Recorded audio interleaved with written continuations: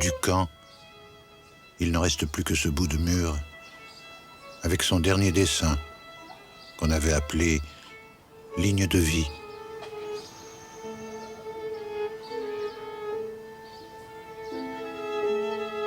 Je vais à Bruxelles voir, montrer mes films.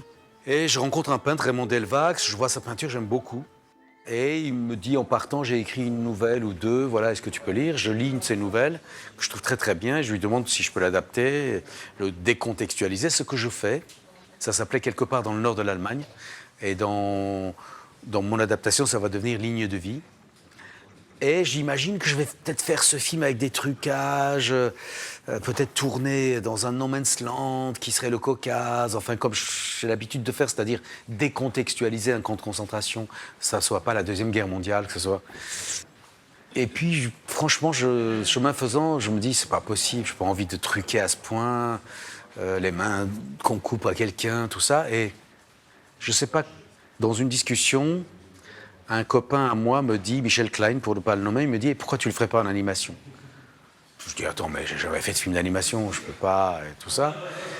Et moi, je réfléchis un peu et je me dis, tiens, il y a un truc là, il y a de la peinture animée qui se perd, parce que ça parle de peinture, c'est l'histoire d'un peintre. Et je me suis dit, là, la mise en abîme me paraissait vraiment fort. Et je me suis dit, tiens, si je tentais ça... Et j'envoie le scénario à Dora Benuzilio, les films de l'Arlequin. Elle me répond, elle me dit, ah donc, dis donc, tu veux te mettre à l'animation? Qu'est-ce que c'est que cette histoire? Et tout ça, combien elle peut être? Ben, je dis oui, on se voit, elle aime beaucoup le scénario. On se voit, je dis où... Alors elle me présente à des dessinateurs, tout ça. Rien ne me satisfaisait, je trouvais que c'était trop cliché. Tout était un peu trop cliché, tout était un peu comme ça. Et... je ne sais pas pourquoi, après un tour de manège de 6 mois ou 1 an pratiquement, je me dis, je vais le faire avec le peintre. Et là, Dora me dit, niet. On n'y arrivera jamais, tu vas mettre 2 ans à faire ton film de 12 minutes, c'est pas possible et tout ça. Et je lui demande de faire un petit bout d'essai avec le peintre, je lui demande des tableaux, je découpe.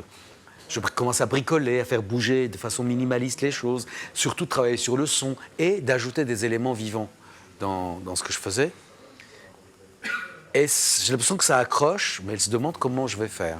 Et je lui donne la garantie que je vais faire, et on s'y met. Ça a été mon premier film d'animation.